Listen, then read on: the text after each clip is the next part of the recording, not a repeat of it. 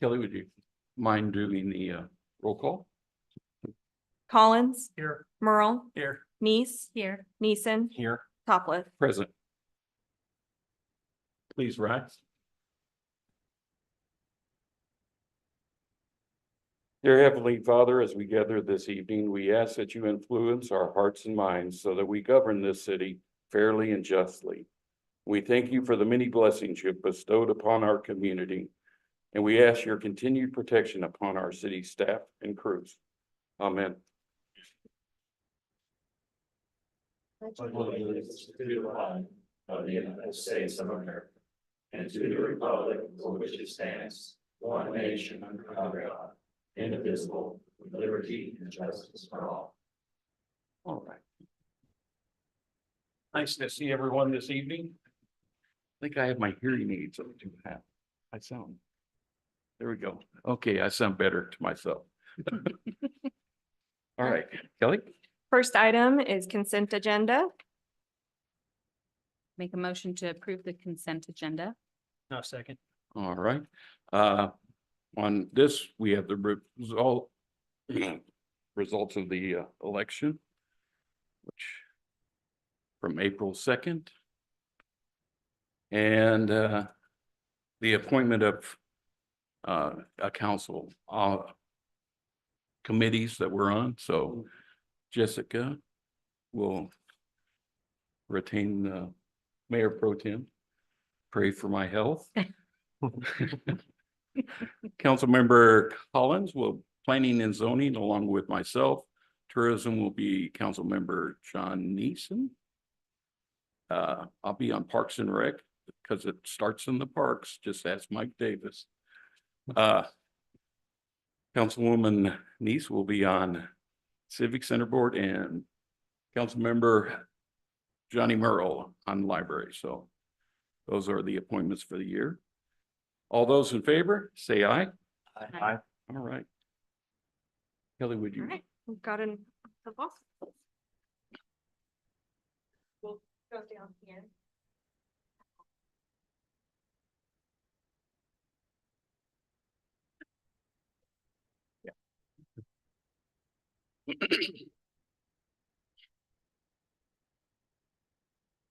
I, Collins Merle,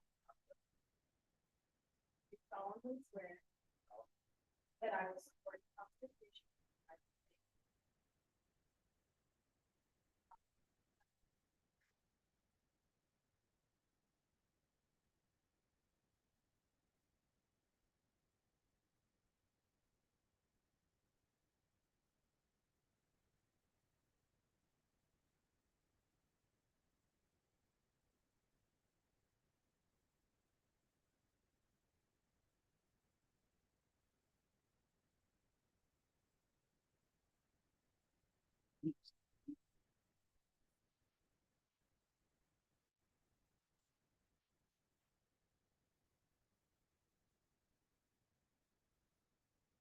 Look forward to continuing working with you, Johnny. I will remind the audience and people on the internet that anytime there's an opening that might come along, be sure to put your name in the hat. Even I may have it voided into my hat, so. But thank you. Congratulations. All right, next item is recognition of guests. Each guest will have 5 minutes to address council. Whenever you come to the podium, please state your name and home address or place of business. First up, we have Patrick Keefe. Right here. Next, State Fire Marshal Tim Bean. Or Assistant Fire Chief Chris Sterner. Sorry, I'm stepping in for Mr. Bean. He's not able to make it this evening. Mr. Mayor, Council, Mr. Administrator, thanks for giving us opportunity for just a few minutes of your time. I got a couple of awards I would like to present this evening. We got some individuals in the room that are true heroes. And with that, if Chief Wilbanks will join me, Mr. Mayor, if you'd like to come down. This is I have 2 life-saving awards. The first one, let me go ahead and call both these guys up. Fire Lieutenant Wayne Cormier of the West Plains Fire Department. And Corporal Brandon Stevens of the West Plains Police Department. So what these awards entail is in the recognition of your heroic actions on Saturday, March the 2nd, 2024 at 8:52 hours. 911 dispatched emergency crews to 809 Amick Street for a reported structure fire. The resident, a handicapped male, reported he was still inside the home near the back door, unable to exit. Corporal Stevens arrived along with West Plains Fire Department firefighters. Large smoke and fire were emitting from the structure. Corporal Stevens went to the rear of the structure, locating the victim laying on the back porch. Without hesitation, Corporal Stevens made his way to the victim in low visibility and dark smoke, pulling him from the doorway. The conditions of the fire were extremely elevated, with multiple oxygen tanks exploding within the house. Fire Lieutenant Wayne Cormier arrived to assist Corporal Stevens and promptly coordinated a two-man carry technique to carry the victim to safety. The rapid response and valor of Corporal Stevens and Lieutenant Cormier demonstrate teamwork, removing the victim to safety and saving his life. Corporal Stevens and Lieutenant Cormier's quick actions truly exemplify service before self and neighbors saving neighbors. Your bravery and heroic actions is appreciated and respected by all.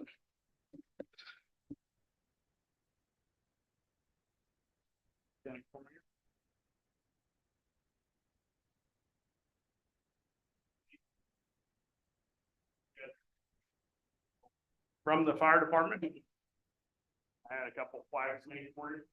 These are hero words that go along with your life-saving awards.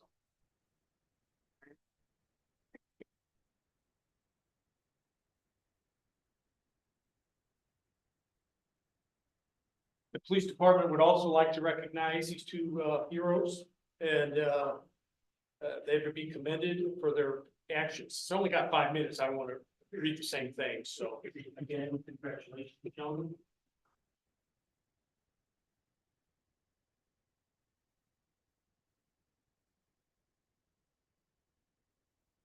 I have three more. And they don't know about it, so I'll be quick. 2 I minutes. promise. I need Chief Sterner, Engineer Barks, and Engineer Wilcox. Front center, please. You guys can go over there because you're gonna get pictures. But on March 22nd, there was a dispatch for first responders, Chief Sterner being off duty, out with his family, responded, was able to start CPR with the gentleman. They was able to revive him, get him to breathing when he got in the ambulance. He coded again. At some point in time, family members called the next day and said that he was alive.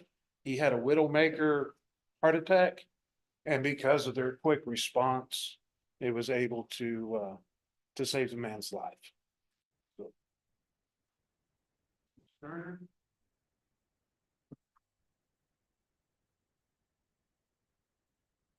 Thank you. Now.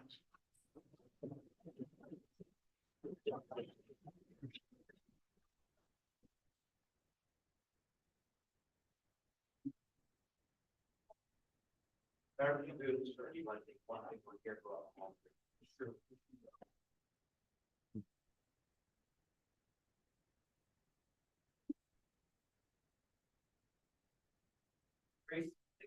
Here, one, three.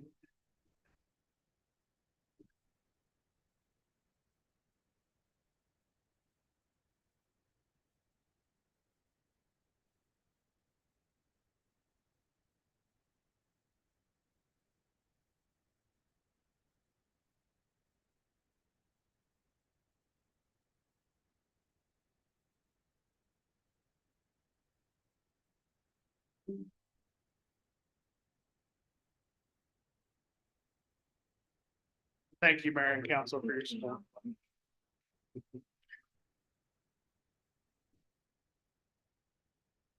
All right. Next guest is Bob Wallen. Please come. You have 5 minutes. State your name and address of your place of business. Bob Wallen, Bob's Plumbing, most known as Bob the Plumber. I live at 7498 County Road 8580, West Plains, Missouri. Nice to meet you all. Thank you for having me. We just have some citizens concerns about the water meters. That's been going on for quite a while. We've had not only me, but some other plumbers we've kind of talked about it with what we're having people that are getting enormous bills when they have no leak. And we're just trying to figure out why it's happening, or if it's just the meters themselves, if it's the system that it's on, what the problem is. I'm just trying to make you guys aware of it so that, because we go to these people's homes and they're in a panic mode. So we're trying to calm them down, and I'm not gonna charge them for nothing if I don't do anything. So, and there's quite a few of them I've done that there's nothing wrong with it. The meter's not even moving, it's not doing anything, but I have no idea why the bill would be so high. And I've asked a lot of them if they've used it. The one guy wasn't even in town for a month. So, just to give it to you guys to be aware of it, that's pretty much all we're trying to do for tonight. Thanks for the time. Thank you, Bob. Thank you. Thank you. All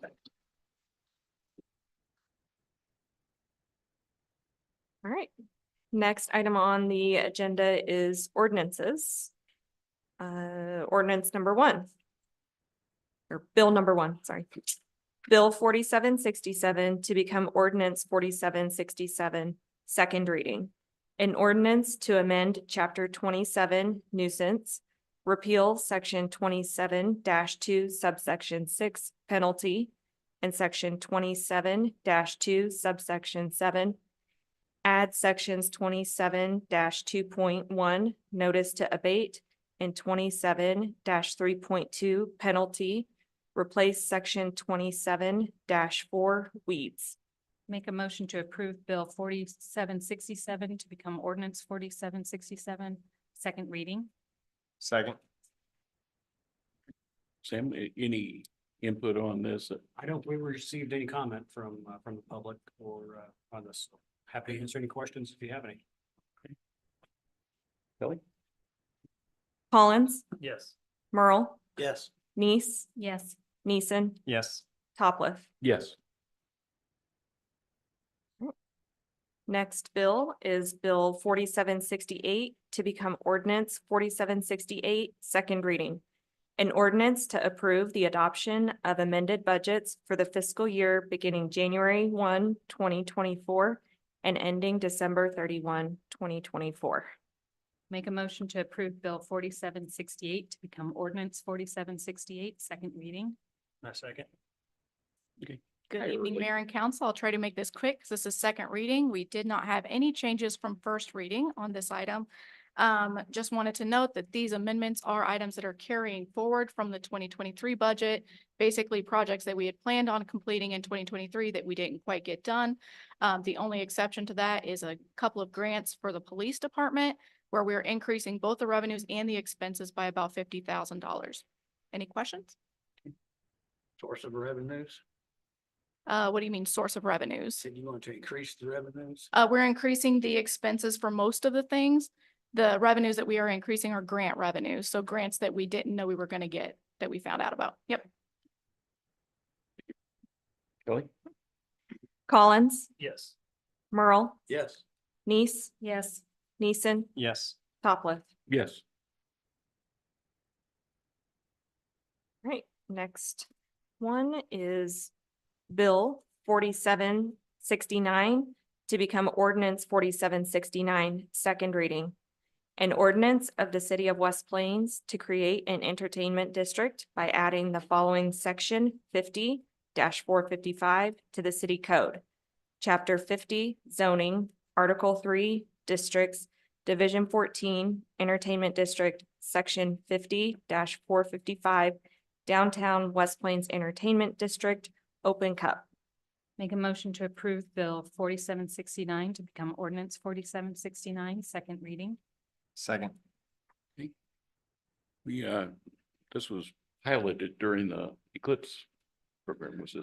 Yes, sir, it was. So we have as part of our comprehensive plan process, there was a desire to sort of have an entertainment district downtown to allow people to open carry beverages from restaurants. So this ordinance, as a reminder, is required by the state for businesses that do have liquor licenses to allow their customers to exit their building with an alcoholic beverage. I do not believe we received any public comment. I'm looking at Director Gibson. She says no, so happy to answer any questions or clarify any information. Sam, is there any way to police figuratively people from bringing their own cooler in a car and leaving it close by the entertainment district and having their own beverage? How is that gonna be I'll ask. monitored? Sure, yeah. There are options, but Director. Yeah, there are options, and when we have looked at other cities and visited cities such as Mountain Home, they indicate the district through signage to where it's clear where you're coming in at different intersections, key intersections in the district. So as far as like checkpoints, things like that, they will be made aware through signage and different things like that. But it is up to the person and up to the chance that, we'll have enforcement in the area. For different events, we normally have increased police presence and things like that anyway, when we would likely see heavier traffic that'd be violating it, but we really don't see any change in that as of right now. Really the only thing this ordinance changes specifically, like Sam said, is allowing the movement from a establishment right now. Currently, we don't really have an issue with that. I don't see that increasing. And Chief Monticelli has dealt with this program before in other cities that he's been in. And so he's familiar with it. And, it's just a matter of trying it and monitoring it and addressing it when the need arises. Pretty much an honor system, you think? Pretty much, probably. Okay. No further question. Kelly? Collins, Yes. Merle, Yes. Neese, Yes. Neeson, Yes. Topliff. Yes. Thank you. Next item, Their names. resolutions.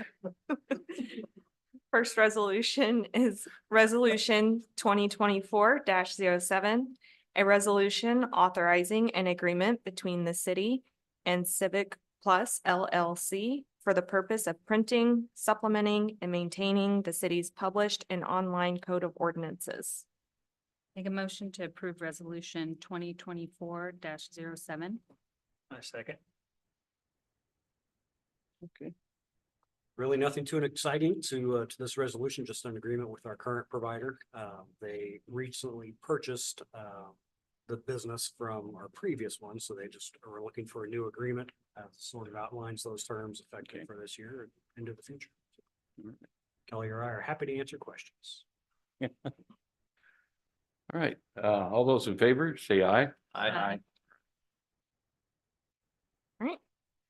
Second item is Resolution 2024-08, a resolution authorizing a memorandum of understanding between the city of West Plains, Missouri and Missouri Highways and Transportation Commission for the purpose of making a consolidated rail infrastructure and safety improvement grant application with respect to certain existing railroad crossings within the city, and further authorizing the city administrator to execute the application, the grant agreement, and other necessary documents to effectuate the purposes of the grant. Make a motion to approve resolution 2024-08. Second. Okay, Sam, you wanna? Yeah, just for some background information on this item, probably last month, we were contacted by the Federal Railway Administration through email. They have federal dollars available for intersection railroad crossing improvements. And so the engineering firm that we've done work with, CMT, was selected by Missouri Department of Transportation to look at the BNSF corridor from Thayer up through West Plains to see what potential projects might be viable for inclusion in this grant project to the federal government. So their engineering firm reached out to us. We had a meeting, sort of discussed sort of what the projects might entail. Largely, it entails an overpass over Howell Avenue. So if you're familiar, off of Broadway, heading towards the high school, we have that railroad crossing right there. Broadway and Howell is a pretty dangerous intersection anyway, so part of the design would include a roundabout at that intersection, as well as an overpass over the bridge, another small bridge, or overpass over the railway, another bridge over the creek that's there on the north side of the tracks, and then it would terminate at a roundabout on the north end of Howell Avenue. And then there's also included some road work to connect some of the other areas. Potential closures would include Grace and Howell Avenue. So that's further east of the intersection that we would build a side road basically that connects that neighborhood back to Howell Avenue. Another project involves closing obviously Howell Avenue. That at-grade crossing would be closed. And then part of the grant requirements would include closure of either Lincoln or Washington intersections. And so back in 2015, the city commissioned a study to look at all of our at-grade crossings to see what we could do. That was really sort of the impetus for the Independence Overpass project that we're getting ready to hopefully break ground on. I think we've got bids out possibly, or they're getting out relatively soon. Hopefully we'll break ground on that project by the end of this year. But this is another one of those projects that would potentially entail an overpass. And so the timing was pretty quick. Again, the federal dollars, their application cycle is open. Deadline for applications is next month. And so we worked with MoDOT to sort of identify what the projected cost was. It's about a $22 million project. Typically, those federally funded projects require about a 20% match. In this case, it would be about a $4.4 million local match for the city of West Plains. We don't have those dollars.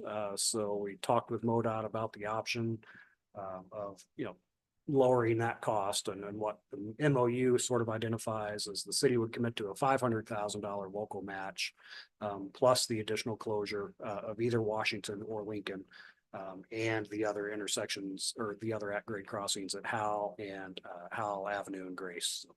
So, getting this to you just to have that conversation with you now. Certainly open to questions and can have a discussion. I honestly, I put the success of this grant at being below 50%. So I don't know if it's going to go anywhere anyway, but we did want to make sure that we were included as part of that application for the larger railway study from Plains through West Plains. So if you have any questions, happy to answer any of that. I think Director Gibson is here as well. Director Mitchell is here as well. So he was uncertain if he was going to be able to make it, but he's here now. So we are happy to answer any questions you might have. I know back in 2015, we were holding the public hearings and everything on that. And at that point, we were looking at 3 overpasses and all the intersections being closed except for those 3. And so we got a lot of public input as far as closures and stuff. I think 2 with a few closures works out well, and the timing on this, of course, comes down to they got to get the grant, and how many years did we try for grants? So, but I don't want to be the sticking point that it doesn't go through. So will additional citizen input be sought? yes, Yes. I would say my input. If they get the grant, that's when we'll hold public hearings to determine which of those 2 intersections will be closed. Wouldn't you have to have the decision made before you knew how much to apply? So right now, the total cost of the project includes the closure at Lincoln. Discussions with internal staff kind of identified that as potentially being the least impactful in terms of residents. And you'll recall we had a resident actually at our meeting last month talking about truck traffic on Lincoln. And so this could potentially help in that regard. Also, another point I think several have made is this council in December or January, I think it was December, before council member Cotter stepped off. Actually, I guess it would have been March of last year. we passed a resolution to encourage quiet zones through town. So by safety standards, BNSF will tell you that they don't support quiet zones because they feel the whole blowing of a horn is a pretty integral part of the safety for pedestrians and vehicles that are traffic crossing those at-grade intersections. The engineering firm we've spoken with, who is kind of overseeing this project, has identified they do have quiet zone projects. Obviously, the fewer closures you have, the less times that horn needs to blow. So with the Independence Overpass project, we already know that Thornburg will be closed. So then you've got the Independence that doesn't need to have that horn blown anymore. So it helps check a few boxes that we've heard, at least in the community, over the past 10 plus years or so. So if additional crossings are closed, are those gonna have overpasses? No, really, the only other overpass at this point that we've identified would be Howell Avenue and Independence. So how, have we considered how much of a bypass car traffic is gonna have to get to the next crossing? I think a lot of that study was, Just by ourselves. I think a lot of that You're was done talking, in you're the talking a 2015. block, Yeah, Lincoln, Washington, oh, you go a block to get to Washington. How about Sixth Street though? When we're closing that thing, that's, you got quite a ways to get on the other side of the railroad track. Since we're closing Sixth Street down. Well, it's either Garfield or over to Independence. Yeah, I gotta see a map. Yeah. I know the data is probably pretty old, but I think they looked at traffic patterns and things in the 2015 study. I'd have Yeah. to pull that off my shelf to take a look. Obviously, we want to do some updated traffic counts and things to kind of see where most of the vehicle traffic is. All right. No further discussion. All those in favor say aye. Aye. Those opposed? Okay. Sam? Your report? I don't have much for you this evening. Obviously, want to thank everybody in that back corner who assisted with the Eclipse event over the past several days last week, culminating in the rather large gathering in town of citizens and out-of-town visitors to come view that phenomenon. Todd tells me that the Missouri Division of Tourism will actually have some data for us, hopefully in the next couple of weeks, to give us some idea in terms of how many people were here. We know at least out-of-towners from 38 states attended 38 special concerts, so it might have been 34 states that were represented. Might be getting my numbers confused. They're in my email and I haven't pulled it up, so I'm just making stuff up at this point. But I know we had several businesses in town. We won't know the financial impact in terms of sales taxes until probably June, maybe July. Just because of the way the state reports our sales taxes, but we are expecting a bump from that. We did hear from several businesses that were pleased with the traffic. Obviously, all the events that went on. So hats off to our employees who worked overtime that weekend, but also just stepped up and helped in areas that they weren't used to before. You know, hearing our police and fire chiefs talking, and you know, having an opportunity for our transportation crews to interact with our water and sewer guys and police and fire, just as they were dispatched and stationed at different areas to respond in the event of any sort of emergency. It was really good to hear. So from an organizational standpoint, I think it brought us a little bit closer, but obviously as a community, I think it really shined a bright light on what we can do when we have 3 years of planning to do it with. So, Melissa and Terry are probably still sleepy, but they did a lot of work over the last 3 years to get ready for this event. So, and it showed. Very proud of them. So. I think overall, the citizens of West Plains, we really proved, you know, that hospitality, the Ozarkian hospitality. I saw a lot of friendly, smiling faces. I just barely, I still don't have my voice back yet from all the talking. And hugging babies, I even hugged some babies.